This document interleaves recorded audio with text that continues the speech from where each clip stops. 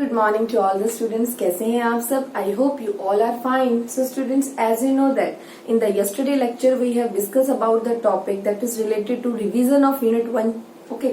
So unit 1 की revision हम अपने लास्ट लेक्चर में कर रहे थे. यूनिट 1 की रिवीजन का हमने पार्ट 1 खत्म किया और आज हम यूनिट 1 की रिवीजन का पार्ट 2 स्टार्ट कर रहे हैं. और इस रिवीजन ऑफ पार्ट 2 में हम यूनिट 1 के अंदर आज जो टॉपिक डिस्कस करेंगे वो होगा empirical formula and molecular formula. And the second topic that we will discuss that is reaction in solution means concentration terms we will discuss in this topic. So first topic आज हम अपना choose कर रहे हैं आज के lecture के लिए EF and MF that is empirical formula and molecular formula. तो बच्चों ये जो इंपिरिकल फार्मूला और मॉलिक्यूलर फार्मूला है इससे रिलेटेड हम ये भी कह सकते हैं कि डिफरेंस पूछे जा सकते हैं हमारे एग्जाम में कि difference between empirical formula and molecular formula. ठीक है. So empirical formula and molecular formula the difference between empirical and molecular formula बहुत इंपॉर्टेंट है हमारे लिए. और अब इसको आइडेंटिफाई करने के लिए मैं एक एग्जांपल आपके सामने ले रही हूँ. सपोज मेरे पास है H2O2. ठीक है. H2O2 मैंने कल भी डिस्कस किया था इसके बारे में. दिस इज कॉल्ड हाइड्रोजन पर ऑक्साइड. और अगर इसके पास दो H है और 2 ऑक्सीजन है और दोनों के दोनों आपस में क्या है, H भी 2 है ऑक्सीजन भी 2 है, तो दोनों होल नंबर रेशियो में प्रेजेंट है. और दोनों किससे मिलकर बने हैं, दोनों का स्केलेटन क्या है, H और O.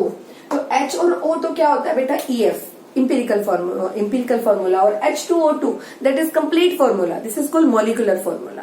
तो आप लोगों को ये पता होना चाहिए जो एक कंप्लीट फार्मूला होता है किसी कंपाउंड का, this is called molecular formula. And जिस एलिमेंट से वो कंपाउंड बनता है, ठीक है, उनकी होल नंबर रेशियो लेने पर उनको सिंपलेस्ट रेशियो में कन्वर्ट करने के बाद जिस भी एलिमेंट से वो फॉर्मूला बना है उसकी होल नंबर रेशियो हम ले ले, सिंपलेस्ट होल नंबर रेशियो हम ले ले, तो जितने भी एलिमेंट हमारे पास निकल के आते हैं वो रिप्रेजेंट होता है इसका इंपिरिकल फॉर्मूला. तो H2O2 is the molecular formula and HO is the empirical formula. Same मैं एक एग्जांपल और ले रही हूँ इसको समझाने के लिए. सपोज मेरे पास है C6H12O6. तो कार्बन कितने हैं, 6.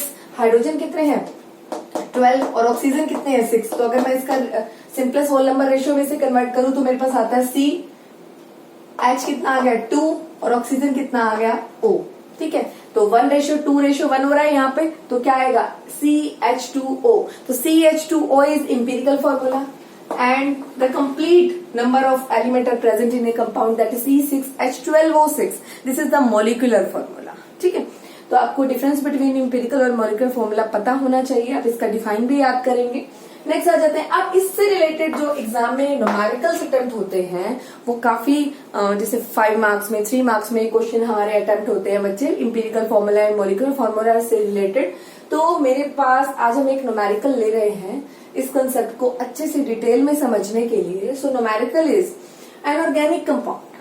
हमारे पास एक ऑर्गेनिक कंपाउंड है और analysis gave the following percentage. हमारे पास एक ऑर्गेनिक कंपाउंड है, उसके अंदर कार्बन की परसेंटेज है 57.8%, हाइड्रोजन की परसेंटेज है 3.6% और रेस्ट इज ऑक्सीजन. ये क्वेश्चन मैं अपने ड्यूरिंग द लेक्चर मैंने ये क्वेश्चन आपको पहले भी एक बार समझाया है और आज रिवीजन लेक्चर में भी हम ये क्वेश्चन दोबारा कर रहे हैं, ध्यान से समझिएगा. तो कार्बन की रेशियो 57.8%, हाइड्रोजन की 3.6% और रेस्ट इज ऑक्सीजन. बची हुई रेशियो जो है वो 100 में से इन दोनों परसेंटेज का सम कर लीजिए, 100 में से उसे माइनस कर दीजिए, रेस्ट ऑफ ऑक्सीजन परसेंटेज आपकी कैलकुलेट हो जाएगी. ठीक है. And vapour density in this numerical is 83. Find out the molecular formula. पहली बात तो आप ये याद रखेंगे, मॉलिक्यूलर फॉर्मूला जब तक नहीं निकल सकता जब तक आपके पास EF ना हो, इंपिरिकल फॉर्मूला प्रेजेंट ना हो. ठीक है. तो इसका मतलब ये हुआ इंपिरिकल फॉर्मूला सॉल्व करने से पहले हमें वो मॉलिक्यूलर फॉर्मूला सॉल्व करने से पहले हमें इंपिरिकल फॉर्मूला के बारे में भी पता होना चाहिए. तो इस कंसेप्ट को समझने के लिए मैंने आपको मैंने ये देखो बॉक्स की फॉर्म में ये कंसेप्ट, ये ऐसा नहीं है, ये जो न्यूमेरिकल है कुछ बुक्स के अंदर स्ट्रेट फॉर्म में समझा रखा है, पर इस तरीके से मैनेज करके जब इस न्यूमेरिकल को हम सोल्व करते हैं तो न्यूमेरिकल में कहीं भी मिस्टेक नहीं होती. ठीक है. तो आप इसी तरीके से इस न्यूमेरिकल को सॉल्व करेंगे. But in your NCERT book में ऐसा भी है कि इसको डायरेक्ट बिल्कुल एक साथ ही बस पहले ये लिखा फिर इसको सॉल्व किया, इसको सॉल्व किया, इसको सॉल्व किया, इस तरीके से सॉल्व किया हुआ है. बट ऐसा करने की बजाय आप मैनेज वे से तीनों एलिमेंट है, 3 एलिमेंट है, कार्बन, हाइड्रोजन और रेस्ट इज ऑक्सीजन। तीनों एलिमेंट को एक साथ लिखिए, ठीक है, उनकी परसेंटेज लिखिए। जैसे कार्बन की परसेंटेज आपको गिवन है 57.8%, हाइड्रोजन की परसेंटेज गिवन है 3.6% और रेस्ट ऑफ ऑक्सीजन, तो दोनों को सम कर दीजिए। दोनों का सम करने के बाद जो आपके पास रेशो बचेगी वो है 38.6%, नियर अबाउट, ठीक है। 38.6% ये ऑक्सीजन की परसेंटेज आपकी कैलकुलेट हो रही है, ठीक है। इतना आप लोगों को पता हो, जब आपने कार्बन और हाइड्रोजन की परसेंटेज को ऐड किया और 100 में से सब्ट्रैक्ट किया तो ऑक्सीजन की परसेंटेज क्या हो रही है बेटा, कैलकुलेट हो रही है, ठीक है। तो एटॉमिक मास कार्बन का अगले एक में तो आपको एक बॉक्स में, एक कॉलम में तो आपको सभी एलिमेंट लिखने हैं, कार्बन, हाइड्रोजन, ऑक्सीजन, जिनके बारे में न्यूमेरिकल में बात हो रही है, और दूसरे कॉलम में आपने परसेंटेज लिखनी है जो कि आपको गिवन होगी। तीसरे कॉलम में आपको एटॉमिक मास लिखना है जो कि आपको खुद को मालूम होना चाहिए, जैसे कार्बन का 12 है, हाइड्रोजन का 1 है, ऑक्सीजन का 16 है। उससे अगले कॉलम में आपने मोल्स निकालने हैं, और मोल्स निकालने का तरीका है this percentage that is given to you, it is a percentage mass, so mass upon molar mass. Molar mass का मतलब आपको पता है, एटम का मास भी हो सकता है, तो मास, this is a percentage mass, so mass upon molar mass, we know that moles represented by small n, and we know about the formula of the moles according to mole concept, the moles equal to given mass upon molar mass, ठीक है, given mass of the substance upon molar mass, और molar mass means atomic mass और molecular mass। so आपने क्या करना है, इस percentage mass और atomic mass को डिवाइड करके मोल्स कैलकुलेट कर लेने हैं तीनों एलिमेंट के, कार्बन के भी, हाइड्रोजन के भी, ऑक्सीजन के भी। उसके बाद आपने क्या देखना है, इतना करने के बाद, सिंपल समझ आया आपको, परसेंटेज और एटॉमिक मास को आपने डिवाइड करना है, कर लिया डिवाइड, ठीक है, करेक्ट है। उसके बाद बच्चे आपने मोल रेशो निकालनी है, और मोल रेशो निकालने का तरीका होता है, जो भी आपके पास मोल्स आए हैं उससे आप जो स्मॉलेस्ट नंबर ऑफ मोल्स आए हैं उसको सभी मोल से, जितने भी मोल्स आपके निकले हैं सबसे डिवाइड करना है। तो इन तीनों में, एक में है 4.82, एक में है 3.60, एक में है 2.40, तो इन तीनों में से मोल या फिर बोल सकते हैं लेस नंबर ऑफ मोल्स किसके हैं, ऑक्सीजन के हैं। कितने हैं, 2.41, तो 2.41 को कार्बन के मोल से भी डिवाइड करना है, 2.41 को हाइड्रोजन के मोल से भी डिवाइड करना है, और 2.41 को ऑक्सीजन के मोल से भी डिवाइड कर देना है। और डिवाइड करने के बाद जो आपके पास मोल रेशियो आ रही है, इन केस ऑफ कार्बन आ रही है 2, इन केस ऑफ हाइड्रोजन आ रही है 1.49, इन केस ऑफ ऑक्सीजन आ रही है 1, दिस रेशियो इज 1, फाइन। इतना करने के बाद बेटा आप लोगों को क्या पता होना चाहिए, आफ्टर कैलकुलेटिंग दिस, हमने ये देखा कि एक तो हमारा 2 है, एक है 1.41, तो पॉइंट में, डेसिमल में कुछ इस तरह की अगर डिजिट आ जाती है तो आप ले पूरी की पूरी जितने भी मोल रेशियो है सबकी मोल रेशियो को 2 से मल्टीप्लाई कर देना है। जब 2 से आप मल्टीप्लाई करेंगे तो ये होल नंबर रेशियो में, सिंपलेस्ट होल नंबर रेशियो में कन्वर्ट हो जाएगा। अगेन आई विल रिपीट, आपको 2 से मल्टीप्लाई कब करना है, किस कंडीशन में करना है, अगर आपके पास जो मोल रेशियो दे रखी है, जो आपको गिवन है मोल रेशियो, अगर कोई भी मोल रेशियो डेसिमल उसमें आ जाती है, जैसे 1.49, 1.48 इस तरीके से आ जाती है, होल नंबर में नहीं होती, तो आपने जितनी भी मोल रेशियो आई हैं, जितने भी इसमें एलिमेंट प्रेजेंट हैं, सबको 2 से मल्टीप्लाई कर देना है। जैसे 2 into 2 कितना हो जाएगा, 4, ये अप्रोक्स क्या हो जाएगा, ये हो जाएगा हमारे पास, ये डबल करना है हमने, तो ये है 1.5, तो 1.5 रेशियो 1.49 था, तो राउंड ऑफ करने के बाद आ गया 1.5, तो 1.5 into 2 या 3 हो जाएगा, और ये हो जाएगा 2। तो अब मुझे बताइए कार्बन कितने कैलकुलेट हुए, सिंपल होल नंबर रेशियो में 4, तो कार्बन कितने कैलकुलेट हुए, 4। हाइड्रोजन कितने कैलकुलेट हुए हैं, 3, तो हाइड्रोजन कितने कैलकुलेट हुए हैं, 3। ऑक्सीजन कितने कैलकुलेट हुए हैं, 2, तो ऑक्सीजन कैलकुलेट हुए हैं 2। इतना आप लोगों को पता हो, ठीक है। This is the empirical formula, in this way we calculate the empirical formula. इस तरीके से हम इंपीरिकल फॉर्मूला कैलकुलेट कर सकते हैं। नेक्स्ट, इतना जानने के बाद बच्चे आप लोगों को एक चीज और निकालनी है, empirical formula mass. How we calculate empirical formula mass. आपको कार्बन का मास पता है 12 है, 12 मल्टीप्लाई 4 प्लस हाइड्रोजन का मास 1 है, 1 मल्टीप्लाई 3 प्लस ऑक्सीजन का मास 16 है, 16 मल्टीप्लाई 2। तो आप इनको क्या करेंगे, मल्टीप्लाई करेंगे इंडिविजुअली। जब आप इन्हें मल्टीप्लाई करेंगे तो आपके पास जो आंसर आएगा वो आएगा 83, ठीक है। इंपीरिकल फॉर्मूला मास कैलकुलेट कर लिया। इंपीरिकल फॉर्मूला कैलकुलेट कर लिया। नाउ अब आप न्यूमेरिकल को देखिए, न्यूमेरिकल में एक वेपर डेंसिटी भी आपको गिवन है, और वेपर डेंसिटी का कंसेप्ट मैंने आपको अपने लेक्चर में बताया था जब हमने एवोगैड्रोस लॉ पढ़ा था। जब उसकी हमने एवोगैड्रोस लॉ की एप्लीकेशन पढ़ी थी तो वहां हमने एक रिलेशन सीखा था। एवोगैड्रोस लॉ की जब हमने एप्लीकेशन पढ़ी थी तो एक रिलेशन आया था, that relation is molecular formula या molecular mass is equal to 2 into vapour density. तो वेपर डेंसिटी की वैल्यू हमें 83 गिवन है, तो मोलिकुलर मास निकालने का तरीका क्या होगा, 2 इंटू 83। वेपर डेंसिटी 83 गिवन है तो ये आ जाएगा लगभग 166। फाइन, तो हमारे पास मोलिकुलर मास आ गया। क्या आ गया, मोलिकुलर मास हमारे पास आ गया। तो मोलिकुलर मास निकालने का मोलर मास या मोलर मास निकालने का तरीका है 2 इंटू वेपर डेंसिटी, और वेपर डेंसिटी 83 है। आप मल्टीप्लाई करेंगे 2 से, मोलिकुलर मास आ गया मेरे पास 166। ठीक है, तो 166 जो वैल्यू है बेटा आपके पास, आपने इस 166 वैल्यू को एक एन इंटीजर सॉल्व करना है, और 166 और नीचे इंपीरिकल फॉर्मूला मास कितना है आपका, इंपीरिकल फॉर्मूला मास में आपने निकाला था 83। तो 83 से जब आप 166 को डिवाइड करेंगे तो आपके पास आ जाएगा 2। तो जो इंटीजर है n वो कितना निकला आपका 2। ठीक है, और आप लोगों ने निकालना है लास्ट में मोलिकुलर फॉर्मूला, और मोलिकुलर फॉर्मूला निकालने से पहले आपको चाहिए इंपीरिकल फॉर्मूला। इंपीरिकल फॉर्मूला आपने इस कॉलम वाले तरीके से निकालकर इंपीरिकल फॉर्मूला मास निकाल दिया है। इंपीरिकल फॉर्मूला मास निकालने के बाद अगर आपको न्यूमेरिकल में मोलर मास डायरेक्ट गिवन है तो ठीक है, अगर आपको नहीं गिवन है डायरेक्ट तो आपको वेपर डेंसिटी गिवन होगी। वेपर डेंसिटी इंटू 2 करके मोलर मास कैलकुलेट करिए। मोलर मास को इंपीरिकल फॉर्मूला मास से डिवाइड करिए, इंटीजर निकलेगा, वो एन इंटीजर आपने मल्टीप्लाई करना है ईएफ में। ईएफ क्या था, इंपीरिकल फॉर्मूला, तो इस 2 मल्टीप्लाई, और आपका इंपीरिकल फॉर्मूला कितना था, C4H3O2। क्या था, C4H3O2। आपके पास मोलिकुलर फॉर्मूला कितना निकल जाएगा बेटा, मोलिकुलर फॉर्मूला 2 से मल्टीप्लाई करने के बाद C कितना निकल गया, 2 को 4 से करोगे तो 8, 2 को 3 से करोगे तो कितना, H कितना निकल गया 6, 2 को 2 से करोगे तो ऑक्सीजन कितने निकल गए 4। This is the molecular formula, इसको हम बोलेंगे मोलिकुलर फॉर्मूला। ठीक है, तो ये आज हमने सीखा how we calculate empirical formula and how we calculate molecular formula. This is very important numerical for your exam, this is very important topic for your exam, that is empirical formula and molecular formula.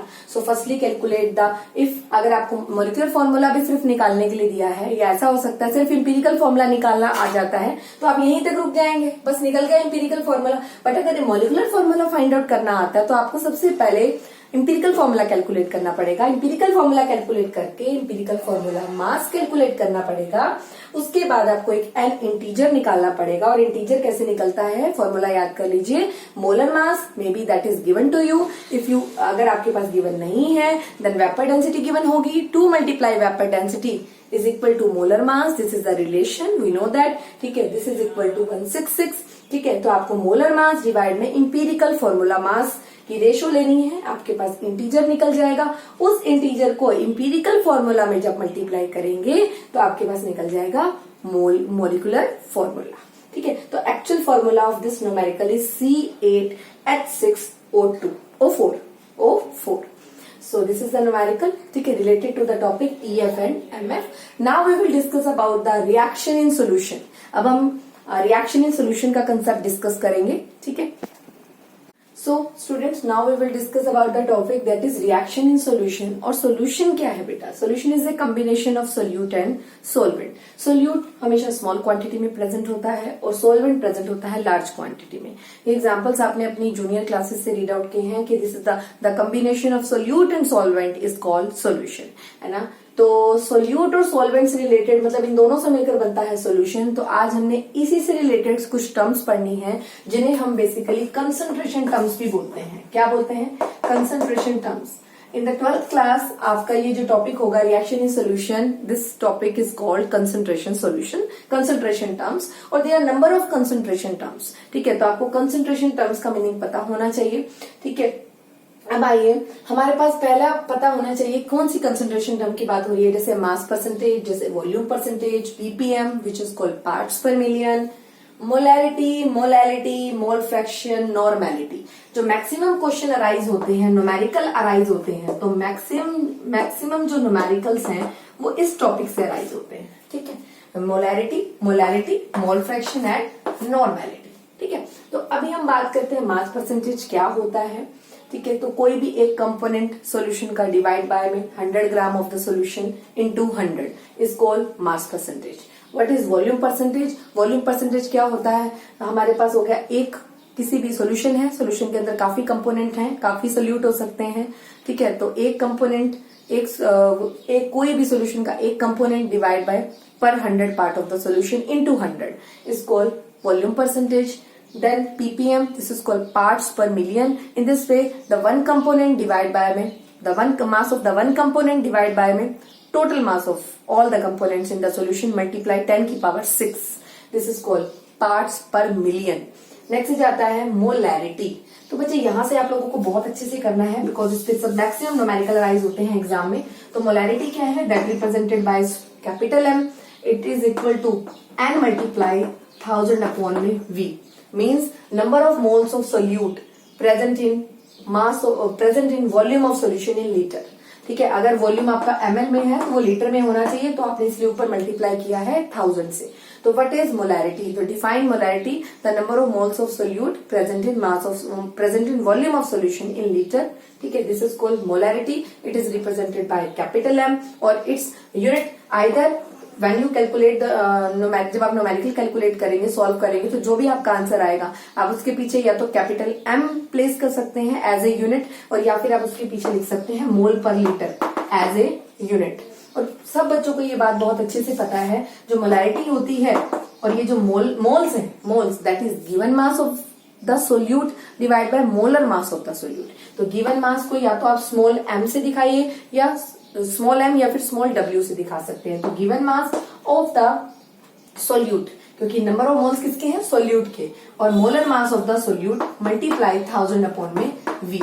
बच्चे ये आपको बहुत अच्छे से पता हो, M capital M molar mass को represent करता है, और मोलर मास में दोनों चीजें आ जाती हैं। अगर किसी एटम की बात हो रही है तो एटॉमिक मास लिखा जाएगा यहाँ पर, अगर न्यूमेरिकल में किसी एटम की बात हो रही है, अगर न्यूमेरिकल में किसी पूरे सोल्ट की या बोल सकते हैं पूरे कंपाउंड की बात हो रही है तो उसको बोलेंगे हम मोलिकुलर मास, बट सिंपली हम उसको बोल सकते हैं दोनों को मिलाकर मोलर मास। तो given mass of the solute divide by molar mass of the solute that is calculated. ये मैंने आपको कल भी बताया था कैसे कैलकुलेट करते हैं। सपोज न्यूमेरिकल के अंदर बात हो रही है NaCl की, तो सोडियम का मास कितना है 23, क्लोरीन का मास कितना है 35.5। ठीक है, तो दोनों को क्या करेंगे आप 58.5 आ जाएगा, दोनों को ऐड करेंगे। तो in this way we calculate the molar mass. तो आप देखना पड़ेगा जब आप न्यूमेरिकल सॉल्व करेंगे तो आपको ये चेक करना पड़ेगा जो सोल्यूट है वो कौन सा गिवन है, तो उसका मोलर मास आप उसी समय कैलकुलेट कर सकते हो। बट मोलर मास तब कैलकुलेट होगा जब आपको उस जो कंपाउंड है उसके एटम्स का एटॉमिक मास पता होगा। तो एटॉमिक मास को जब आप ऐड करेंगे तो आप मोलर मास निकाल सकते हैं, मोलर मास को यहाँ प्लेस कर सकते हैं, और W जो है वो गिवन मास है जो आपको गिवन होगा न्यूमेरिकल में, और V is the volume of the solution. ठीक है, तो in this way you calculate the molarity. ठीक है, और आपको मैंने यूनिट बता दी है। तो अब मैं एक छोटा सा एग्जांपल यहाँ ले लेती हूँ। सपोज मेरे पास है यहाँ पर 2 gram of NaCl, 2 gram NaCl है मेरे पास, that dissolve in 250 ml of solution. ठीक है, तो 250 ml of solvent of the complete solution. तो 2 ग्राम आपको NaCl गिवन है, तो यहाँ पर क्या आ जाएगा 2 ग्राम। NaCl का भी मैंने आपको कैलकुलेट करके दिखाया, कितना मास आया 58.5। तो 2 gram NaCl dissolve in 250 ml of water multiply कितना ml है मेरे पास 250। तो यहाँ पर मैं सॉल्व कर सकती हूँ आराम से। ठीक है, यहाँ मेरा सॉल्व हो जाएगा आराम से बिल्कुल। तो मोलैरिटी क्या हो जाएगी कैलकुलेट। सेम इसी तरीके से न्यूमेरिकल ले सकते हैं 49 ग्राम ऑफ H2SO4, 49 ग्राम, तो मास आ जाएगा ऊपर 49। H2S का क्या, H2SO4 का क्या निकाल लेंगे आप यहाँ मोलर मास। H2SO4 का आप कैलकुलेट करके देखिए 98 मोलर मास आ रहा है। देखिए H2SO4 कितना मोलर मास आ रहा है 1 मल्टीप्लाई 2 प्लस में 32, सल्फर का 32 होता है, ऑक्सीजन का 16 होता है, 4 मल्टीप्लाई करेंगे 98 ग्राम आ जाएगा। तो अगर आपको ऐसे भी न्यूमेरिकल आता है ना 49 ग्राम ऑफ सल्फ्यूरिक एसिड, तो 49 ग्राम that is given mass divide by में मोलर मास क्या निकला है 98, ये आपको निकालना पड़ेगा। Dissolve in 200 ml of water, तो 200 आ जाएगा यहाँ। इस तरह से आप क्या कैलकुलेट कर लेंगे मोलैरिटी कैलकुलेट कर लेंगे। ठीक है, नेक्स्ट आ जाता है, और जो मोलैरिटी होती है वो टेम्परेचर पे डिपेंड करती है, क्योंकि हमें पता है volume depend upon temperature. When temperature increase and decrease then volume will increase and decrease, and volume will change then molarity will also change. तो कई बार ये क्वेश्चन अराइज होता है कि क्या टेम्परेचर का कोई इफेक्ट पड़ता है मोलैरिटी के ऊपर? यस. कोई भी ऐसी कंसंट्रेशन टर्म जिसके अंदर वॉल्यूम होगा, ठीक है, अकॉर्डिंग टू चार्ल्स लॉ हमें पता है volume is directly proportional to temperature. अभी हमने 5th यूनिट में ये बात सीखी भी है, ठीक है. तो वॉल्यूम अगर किसी भी कंसंट्रेशन टर्म में आपको नजर आता है तो वॉल्यूम टेम्परेचर पे डिपेंड करता है. तो yes, definitely when temperature will increase and decrease then effect किस पे पड़ेगा? वॉल्यूम पे. और वॉल्यूम और मोलैरिटी एक दूसरे के क्या है? Inversely proportional. तो yes, with increase the temperature और decrease the temperature may be we can say that कि टेम्परेचर के कोई भी टेम्परेचर में चेंज करोगे तो yes molarity will also change. ठीक है, this is very important question, may be arise in 1 mark. Fine. Next आ जाता है मोलैलिटी. अगला है हमारा बेटा मोलैलिटी. सो मोलैलिटी क्या है? This is represented by small m. इसको स्मॉल m से रिप्रेजेंट किया जाता है. It is equal to weight given mass. होता क्या है ये? स्मॉल m से रिप्रेजेंट करते हैं. It is number of moles of solute. Number of moles of solute mean same ऐसे number of moles of solute divide by mass of solvent in KG. तो यहाँ पर वॉल्यूम नहीं लेना, मास ऑफ सोलवेंट, और मास को हमेशा W या स्मॉल m से रिप्रेजेंट कर सकते हैं. तो आप क्योंकि आप 12th क्लास में स्मॉल w से पूरी बुक में देखेंगे तो आप स्मॉल w ही लेके चलिए गिवन मास को हमेशा. तो गिवन मास बेटा यहाँ पर कितना आ रहा है? गिवन मास हमारा यहाँ पर आ रहा है W1 सॉल्वेंट का है ना. ये किसका मास है गिवन? सॉल्वेंट का मास गिवन है. और अब आपको पता है मोल्स को कैसे लिखते हैं? मोल्स को लिखते हैं mass of solute divide by molar mass of the solute. ठीक है. और what is molality? Moles of solute present in mass of solvent in KG. तो ये मास ऑफ सोलवेंट है केजी में होना चाहिए, इसलिए हमने मल्टीप्लाई बाय 1000 किया है. अगर ये ऑलरेडी केजी में होगा तो हम 1000 ऊपर प्लेस नहीं करेंगे. अच्छा, अब आइए इस पे इसकी बात बताओ. अगर आपने सोलवेंट के लिए W1 लिया है तो डेफिनेटली सोल्यूट, ये मोल्स किसके हैं? सोल्यूट के. तो आपको सोल्यूट के लिए भी रिप्रेजेंट करके दिखाना पड़ेगा. तो आप यहाँ W2 ले सकते हैं और नीचे ले सकते हैं M2. और कुछ बुक्स के अंदर आप लोगों को यहाँ WA दिखाई देगा और यहाँ पर WB, वो भी आप उस तरीके से नोटेशन भी आप ले सकते हैं. तो कोई प्रॉब्लम नहीं है, चाहे आप W1 लीजिए या W2. और सेम इसी तरीके से ये W2 और WB और WB both represent the solute.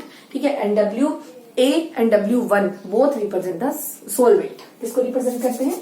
Solvent को रिप्रेजेंट करते हैं.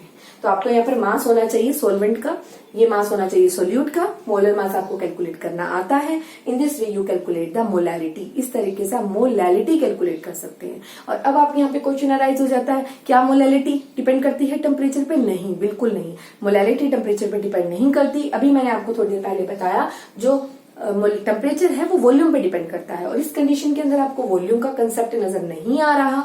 सो मोलैलिटी का यहाँ पर टेम्परेचर का कोई इफेक्ट नहीं पड़ता इस मोलैलिटी टर्म के ऊपर. ठीक है, इतना आपको क्लियर हुआ. Now we will discuss about the mole fraction. बेटा तो बहुत अच्छे से समझिए मोलैलिटी क्या है, मोलैरिटी क्या है. मोलैरिटी में यहाँ V था, ऐसा भी क्वेश्चन अराइज हो सकता है. Difference between molarity and molality. तो मोलैरिटी क्या थी? Number of moles of solute present in volume of solution in litre. And molality क्या है? This is the ratio of number of moles of solute present in mass of solvent in KG. ठीक है, तो इतना आपको पता हो. Next आ जाता है मोल फ्रैक्शन. सो इनके बीच में डिफरेंस आ सकते हैं. आइए, मोल फ्रैक्शन क्या होता है? मोल फ्रैक्शन को रिप्रेजेंट किया जाता है x से. ठीक है, और ये होता है क्या है? अगर आपको टोटल रिप्रेजेंट किया जाता है x से, बट मैंने आपको बताया था सोल्यूशन किससे बनता है? At least 1 solute and 1 solvent. ठीक है, ऐसा कोई बात नहीं है कि सोल्यूट ज्यादा ले लो, एक ही सॉल्वेंट है उसमें 2 और 3 सोल्यूट डाल लो तो भी सोल्यूशन बनेगा. ठीक है, दो सोल्यूट और 1 सॉल्वेंट लोगे तो हमारा टर्शरी सोल्यूशन बन जाएगा, टर्नरी भी बोलते हैं उसे. ठीक है, अब इसमें 1 सोल्यूट है और 1 सॉल्वेंट है, वो बाइनरी सोल्यूशन बन जाएगा. सोल्यूशन तो हमारा बनेगा चाहे आप सोल्यूट ज्यादा भी ले लें. ठीक है, अब आप मेरी बात ध्यान से सुनिए. मोल फ्रैक्शन को किससे रिप्रेजेंट करा जाता है? x से, जिसे इसे बोलते हैं मोल फ्रैक्शन. और ये क्या होता है? अगर सोल्यूट की बात करते हैं तो ये XB और X2 से रिप्रेजेंट किया जाता है सोल्यूट के लिए. ठीक है, और अगर मैंने सोलवेंट की बात करनी है तो XA और X1 से रिप्रेजेंट किया जाता है मोल फ्रैक्शन. किसका मोल फ्रैक्शन? सोलवेंट का मोल फ्रैक्शन. ठीक है, इतना आपको पता चला। अब आइए, अब मेरे को बताना है कि मोल फ्रैक्शन होता क्या है। तो मोल fraction is equal two moles of one component. अगर मान लो सपोज मैं मोल्स बात कर रही हूँ, सोल्यूट के मोल्स की बात कर रही हूँ, तो सोल्यूट के क्या हो गया 2, तो मोल्स ऑफ दैट कंपोनेंट जिसका आप मोल फ्रैक्शन निकाल रहे हैं उसके moles divide by total moles. और टोटल मोल्स में क्या, अगर उस सॉल्यूशन के अंदर दो ही कंपोनेंट है, एक सोल्यूट है एक सोलवेंट है, तो एक सोल्यूट के मोल्स और एक सोलवेंट के मोल। अगर उस सॉल्यूशन के अंदर 3 कंपोनेंट प्रेजेंट है, 2 सोल्यूट है एक सोलवेंट है, तो आप लोगों ने N3 भी कर सकते हो यहाँ पर, एंड सो ऑन।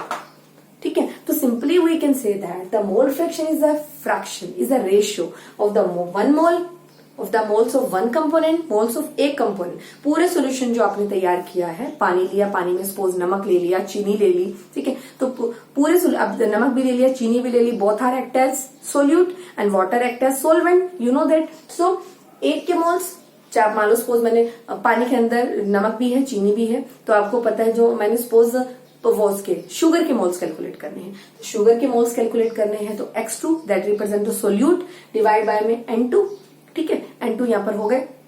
कंसीडर कर सकते हैं ड्यूरिंग द न्यूमेरिकल की N1 तो आपने डेफिनेटली सोलवेंट के लिए लेना है, और N2 आप एक सोल्यूट के लिए ले लीजिए, N3 आप दूसरे सोल्यूट के लिए ले लीजिए, ठीक है। अगर आप सोल्यूशन के अंदर एक से ज्यादा सोल्यूट है तो आप उसके लिए N2, N3, M4 कैरी कर सकते हैं। तो एक के moles divide by total moles of the solution, this ratio is called mole fraction, ठीक है। तो अभी हम सिंपली कह सकते हैं, अगर मैं कहूं X1 मान लो मैंने सोलवेंट के निकालने हैं, तो N1 एक के मोल्स डिवाइड बाय में N, ये जो N है इसमें सब आ जाता है, N1, N2, N3, N4। तो this is the fraction, this is the ratio of one component, moles of one component, जो कि आपको कैलकुलेट करना है, जिसके भी मोल फ्रैक्शन कैलकुलेट करना है उसके मोल्स, ठीक है, डिवाइड बाय में टोटल मोल्स। और अगर न्यूमेरिकल के अंदर आपको मोल्स गिवन नहीं है तो निकालने का तरीका बेटा आप लोगों को बहुत अच्छे से पता है, mass upon molar mass, given mass that is given to you upon molar mass. और मोलर मास मैंने आपको बताया, मोलर मास कैलकुलेट करने के लिए आपको एटॉमिक मासेस पता होने चाहिए,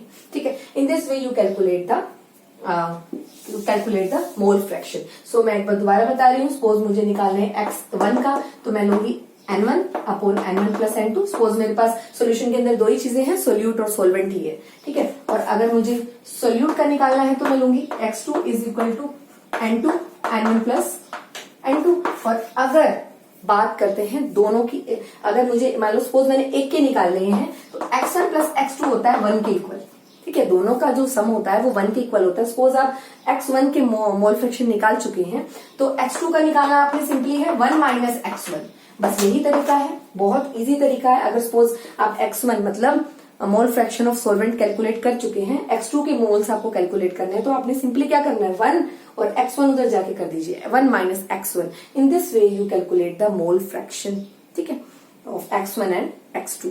और ये must remember that X1 represent the solvent and X2 represent the solute. And in the आप सम कुछ बुक्स में, रिफ्रेशर्स बुक में देखेंगे XA represent the solvent definitely, and XB represent the solute, ठीक है। नेक्स्ट आ जाता है ये वैल्यू, और N1 अगर आपको N डायरेक्ट नहीं गिवन होता तो आपको मास गिवन होगा, और N को निकालने का तरीका है mass upon molar mass. Next आ जाइए normality, this is the last concept, normality. तो नॉर्मेलिटी को रिप्रेजेंट करते हैं कैपिटल N से, ठीक है। और इसको और मोलैरिटी में, इसमें नॉर्मेलिटी और मोलैरिटी में बहुत ज्यादा फर्क नहीं है, हम यही मोलैरिटी से इसको रिलेट करते हैं बेटा, क्योंकि बहुत ज्यादा डिटेल में जाना नहीं है, हमें क्विक रिवीजन करनी है। तो मोलैरिटी जो है वो क्या थी, मोलैरिटी थी हमारे पास क्या, हमारे पास था N मल्टीप्लाई 1000 अपॉन में V, ठीक है। 1000 कब लगाना है, जब ml में हो, अगर लीटर में ऑलरेडी है तो 1000 लगाने की जरूरत नहीं है। अब आइए N क्या था, मोल्स किसके, सोल्यूट के मोल्स, तो मोल्स ऑफ सोल्यूट, तो हमारे पास क्या था यहाँ पर मास अपॉन मोलर मास। जब तक आप सिंपली मास अपॉन मोलर मास लिख सकते हैं फॉर्मूले में, जब तक आपके पास सोलवेंट का मास गिवन नहीं होगा। अगर आपके पास दो मास गिवन होंगे, सोलवेंट का अलग सोल्यूट का अलग, तो हमें आइडेंटिफाई करने के लिए सोल्यूट को W2 लेना पड़ेगा और सोलवेंट को W1 लेना पड़ेगा। बट मोलैरिटी डेफिनेशन के अंदर वॉल्यूम है, तो आप सिंपली लिख सकते हैं मास अपॉन मोलर मास। तो नॉर्मेलिटी क्या होती है बच्चे, W upon capital N multiply 1000 upon में V। ये आपको बिल्कुल कॉमन लग रहा है, कोई प्रॉब्लम नहीं है, ठीक है। ml में होगा तो ऊपर 1000 लगाएंगे। और नॉर्मेलिटी टर्म के अंदर ये जो मोल फ्रैक्शन है, सॉरी ये जो मोलर मास है, ठीक है, सोल्यूट का जो मोलर मास है इसको आपने डिवाइड करना है एन फैक्टर के साथ। बच्चा ये एन फैक्टर क्या होता है? एन फैक्टर होता है, अगर मेरे पास, जब आप 10th क्लास में थे, अपनी प्रीवियस क्लास में आपने एक बात पढ़ाई गई होगी आपको, एसिडिटी क्या होती है, बेसिसिटी क्या होती है। तो देख लीजिए क्या डिफरेंस है नॉर्मेलिटी और मोलैरिटी में। और नॉर्मेलिटी के अंदर वॉल्यूम का कंसेप्ट है। सो अगर कोई आपसे पूछे कि क्या if any change will appear when the change in temperature takes place in the normality term, क्या नॉर्मेलिटी की टर्म में कोई चेंज आएगा अगर हम टेम्परेचर को इंक्रीज और डिक्रीज करेंगे? यस, डेफिनेटली आएगा। क्यों? क्योंकि नॉर्मेलिटी की टर्म में वॉल्यूम है और वो टेम्परेचर के साथ साथ वॉल्यूम चेंज होता है और वॉल्यूम और नॉर्मेलिटी इनवर्सली प्रोपोर्शनल है। So definitely with change the temperature normality will also change, with change the temperature molarity will also change, but with change the temperature molarity और mole fraction में कोई भी effect नहीं पड़ता with change the temperature. Temperature की change करते ही mole fraction की term में कोई वॉल्यूम का कंसेप्ट नहीं है, मोलैरिटी की टर्म में कोई वॉल्यूम का कंसेप्ट नहीं है, तो यहाँ टेम्परेचर का कोई इफेक्ट नहीं पड़ता। अब मैं आपको बता देती हूँ, आपने पूरी अच्छे से आइडेंटिफाई कर लिया नॉर्मेलिटी और मोलैरिटी को कि दोनों में क्या फर्क है। सिर्फ मोलर मास को एन फैक्टर से डिवाइड करना है। अब आ जाइए बच्चे, यहाँ आपको कंसेप्ट क्लियर करके ओवर करते हैं। एन फैक्टर क्या है? सपोज मेरे पास न्यूमेरिकल है, न्यूमेरिकल में 4 ग्राम ऑक्सैलिक एसिड है।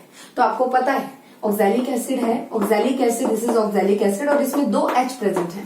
तो एसिड है, एसिड जितने अपने H रिलीज करता है ड्यूरिंग द सोल्यूशन, जब सोल्यूशन बना रहे हैं तो एसिड अपने H रिलीज करता है वाटर में, तो जितने H रिलीज करेगा वो उसकी क्या कहलाएगी? बेसिसिटी। तो एसिड की क्या होती है? बेसिसिटी होती है और बेस की क्या होती है? एसिडिटी होती है। आप लोगों को पता है। सपोज मेरे पास NaOH है, NaOH अपना कितना OH आयन रिलीज कर सकता है? 1। तो एसिडिटी क्या हो जाएगी? बेस की एसिडिटी कितनी हो जाएगी? 1।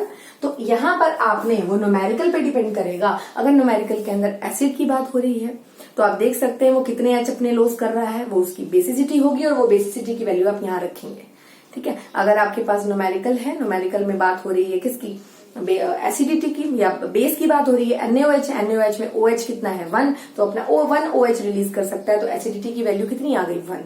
इसके अलावा अगर कोई सोल्यूशन है और उसमें सॉल्ट डाले हैं, सॉल्ट आयोनाइज हो गए, तो उस सॉल्ट ने कितना आयन, कितने इलेक्ट्रॉन लॉस और गेन करे हैं, तो जितने इलेक्ट्रॉन लॉस गेन का कंसेप्ट रहता है वो भी यहाँ पर एन फैक्टर में प्लेस किया जा सकता है। तो एन फैक्टर आप लोगों को बहुत अच्छे से पता हो। सपोज मैंने आपको बोला कि मेरे पास है सल्फ्यूरिक एसिड और सल्फ्यूरिक एसिड को वाटर में डाला है। ठीक है, 49 ग्राम सल्फ्यूरिक एसिड है, उसको वाटर में डाला है और जैसे ही वाटर में डाला उसने, अब सल्फ्यूरिक एसिड है, सल्फ्यूरिक एसिड में कितने H प्रेजेंट है? 2। तो कितने H रिलीज करेगा अपना? 2। तो सल्फ्यूरिक एसिड का मोलर मास 98 होता है, अभी हमने कैलकुलेट किया था, तो डिवाइड बाय 2 कर सकते हैं। ठीक है, और मैंने मान लो मेरे पास 49 ग्राम सल्फ्यूरिक एसिड है, तो ऊपर क्या आ जाएगा? 49 गिवन मास अपॉन मोलर मास कितना होता है सल्फ्यूरिक एसिड का? 98 डिवाइड बाय में एन फैक्टर कितना रहा? कितने H रिलीज कर सकता है आपने? 2। तो कट करेंगे, 98 को 2 से कट करेंगे तब भी 49 आएगा यहाँ। तो और कितने में है? 250 ml वाटर में है सपोज। तो नॉर्मेलिटी अगर कैलकुलेट करनी आ जाए, सपोज 49 ग्राम मेरे पास सल्फ्यूरिक एसिड है तो और 98 उसका मोलर मास है और कितने H हैं? 2 हैं। तो कट करने के बाद यहाँ भी 49 ग्राम आ रहा है और वो 49 ग्राम सल्फ्यूरिक एसिड प्रेजेंट है 250 ml वाटर के अंदर। तो 0 से 0 कटेगी, यहाँ पर क्या आ जाएगा? 4। 49 से यहाँ 49 कट जाएगा, नॉर्मेलिटी की वैल्यू आ रही है 4। ठीक है, तो इस तरीके से नॉर्मेलिटी के क्वेश्चंस भी सॉल्व कर सकते हैं। तो बच्चे आज जो टॉपिक रहा EF और MF का और कंसंट्रेशन टर्म्स का, इस सब के अंदर सिर्फ हमने न्यूमेरिकल के बारे में डिस्कस करना है और पूरे यूनिट में न्यूमेरिकल का ही कंसेप्ट है बेसिकली। ठीक है, तो आप ज्यादा से ज्यादा प्रैक्टिस करिए अपनी रफ नोटबुक के अंदर। ठीक है, और प्रैक्टिस करके मेरे नंबर पे मुझे सेंड करिए उसकी पिक। ठीक है, और जो भी डाउट आता है, जिस टॉपिक से रिलेटेड कुछ भी आपके पास डाउट आ रहे हैं तो आप दोबारा से कंसर्न करिए। नहीं समझ आ रही है दोबारा पूछिए। ठीक है, तो EF तो न्यूमेरिकल जो कंसेप्ट था आज अपना EF और MF का। ठीक है, और molarity, normality, mole fraction, molarity, इन सब पे न्यूमेरिकल आ सकते हैं। बहुत इंपॉर्टेंट कंसेप्ट में कंसीडर होते हैं ये फर्स्ट चैप्टर के। ठीक है, तो ये अपनी रिवीजन थी, तो कंप्लीट यूनिट की बहुत अच्छे से रिवीजन स्टार्ट करिए। ठीक है, उसे कंप्लीट करिए। और इसके अलावा हमारे पास जो न्यूमेरिकल पोर्शन आता है वो मोल कंसेप्ट का, मोल कंसेप्ट का टॉपिक हमारा बहुत इंपॉर्टेंट है, उसे सॉल्व करके देखिए। जितने भी आपको फॉर्मूले कल बताए थे मैंने उन्हें उसे अप्लाई करिए। मोल फ्रैक्शन का मोल कंसेप्ट का टॉपिक सॉल्व करके देखिए। इसके अलावा सिंपल मॉलिक्यूलर मास कैसे सॉल्व करते हैं ये हमने बहुत बार सॉल्व कर लिया है। किसी भी मॉलिक्यूल का, किसी भी कंपाउंड का मॉलिक्यूलर मास सॉल्व करना आ सकता है, तो उसे सॉल्व करके देखिए। ठीक है, इसके अलावा बच्चे आपने टॉपिक बताया था dimensional analysis, unit to unit conversion और significant figure is a very important topic for you. तो सिग्निफिकेंट फिगर किसी भी वैल्यू, कोई भी आपको वैल्यू दे देंगे, उसकी एसएफ वैल्यू आपसे पूछी जा सकती है। तो इतना आप कर सकते हैं। ठीक है, so students this is the complete revision of the topic. ठीक है, और in the next class we will discuss about the revision of unit 2, क्योंकि हमारे पास लिमिटेड टाइम है तो यूनिट 2 की रिवीजन पे चलेंगे। ठीक है, that is structure of atom. So in the next class we will discuss about the structure of atom की हम रिवीजन स्टार्ट करते हैं। ठीक है, सो स्टूडेंट्स आज के लिए इतना ही। Sir do your work in a neat and clean way regularly, fine, and practice करिए ज्यादा से ज्यादा और बहुत अच्छे से एग्जाम अपना अटेम्प्ट करिए। ओके।